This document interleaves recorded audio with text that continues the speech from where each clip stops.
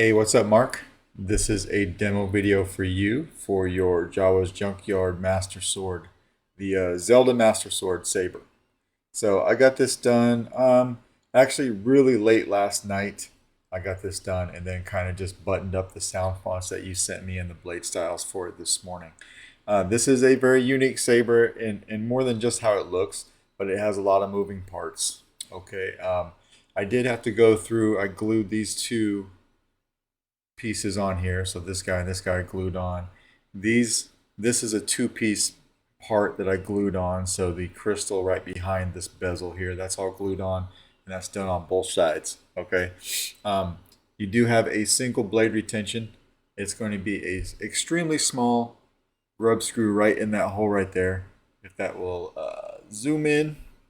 Very small grub screw right there. So your kit came with one, although you have a place for one on each side. And of course, I think you're probably waiting for the blade to be done, being made from Saber Trade.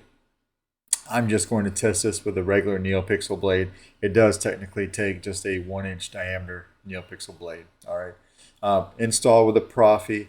You've got a single button. This is a single button setup saber. So your switch is right here. And what I ended up doing is just putting it on magnets. So you will have to pull it out. This particular one has two magnets that's glued to it to give it a little bit more length. But you'll pull that out. Then you can come over here and you can either take off the handle, which I don't suggest, or you can just take off the pommel, which is the easiest thing to do. All right, so we'll take the pommel off. When you take this off, you'll notice I have a spacer here. This is a press fit spacer. You can pull it out if you want to, but it's meant to stay in the pommel area. It helps push the chassis forward and it doesn't come out. All right. But once you do that, you get the pommel out. You can see your chassis from here. Just come in from the emitter with your finger and push that out just a hair until about it's right there, and then you can just kind of come over here and pull it out. All right. So we'll put this off to the side because there is a particular way to put the chassis in. And this is what you've got. So you've got you got your Proffie board right here. You do have access to your SD card and your micro USB. There we go. SD card and micro USB access without moving the board. I did take the green Rupy from the provided chassis that came with the hilt, and I use it for a crystal chamber in here. So it's going to stay green. A removable battery setup, and then your single switch over here that still has a magnet on it, and that's what we're gonna use to line this guy up here in a second. And then you have a 24mm Smuggler's Outpost Elite, or this is not the Elite version, this is just a 24mm speaker, but it is fully enclosed. All right, and then you can see where that spacer will push up against it and push the chassis forward. Yeah, so we got a few designs over here. You can color these if you want. I did not. I would take like if that's something you want to do, I'd take a fine tip Sharpie, and you can do that pretty easily on this chassis material. It kind of looks white on camera, but when you get it, it's like a rock marble PLA. So it'll come off. It'll color up very cleanly for you if that's something that you decide to do. All right. You've got 4 sound fonts on here. You've got they're broken down into like an adult link, a young link, Ocarina of Time, and Breath of the Wild. All right. So we'll put our battery in here. You're going to have this happen on every sound font, no matter what the color of the blade. I left the crystal green because the Rupy was green. All right, but we can turn it on from here. That is super bright.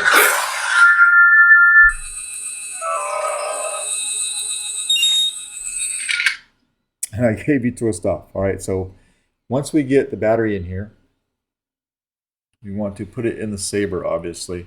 You want to take the side of the saber that's got your hole in it right here for your switch, and you're going to have to line up your switch right here. All right, so we'll put this in. Once you do this a few times, it's pretty easy to do. Once you get that in there and it's lined up correctly, if you look into that hole, and my camera might have a hard time zooming in on that, but if you look in that hole, you can see the magnet that's glued onto your switch. It's lined up exactly where it needs to be with that hole right there.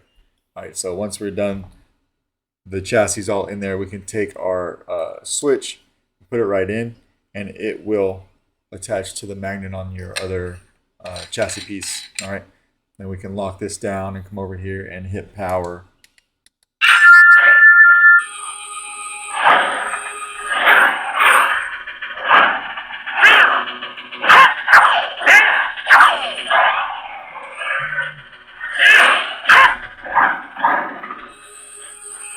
Maybe twist off. We'll put a blade in here. Like I said, a 1-inch diameter Neopixel blade, or of course if you're getting the blade from Saber Trade, and it takes that. All right. To switch sound fonts, it's a long press on the button, but we'll turn this one on for now.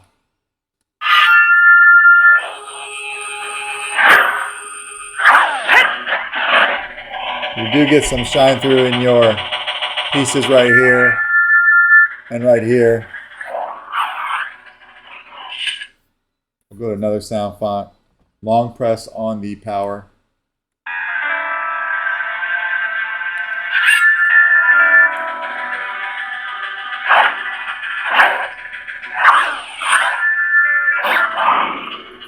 Blaster bolts is just tapping for the provided sound effect.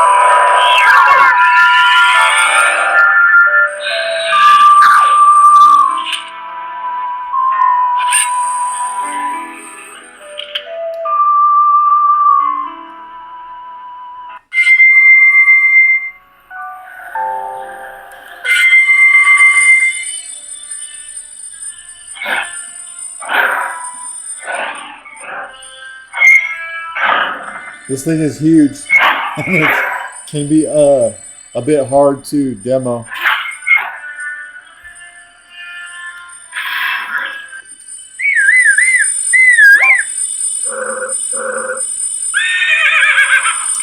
Double tap the switch is, and you just double tap and hold it down as your blade lock up.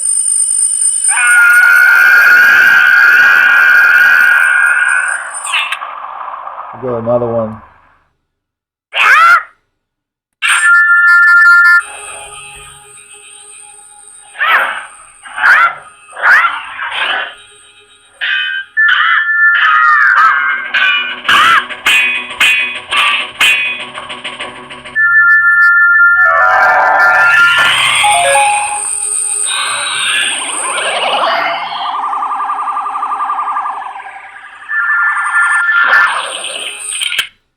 I think that was all 4. We'll go one more. Yeah, that was all 4. Now we're back to the one we started on. Just like that. All right. So yeah, each of these seem to have their own track that they play when the blade is on. We'll take our blade out like that. Come over here. First thing we want to do is take our switch out. Take our pommel off.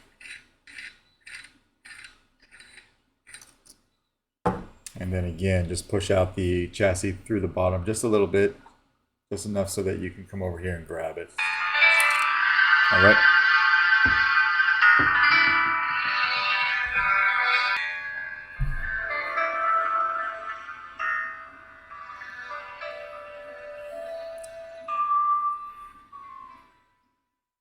And that's pretty much it. When you're done, come over here and pop out your battery just like that. And that's pretty much your Master Sword. Let me know if you got any questions, and I'll try to get this out in the mail to you today. Thanks.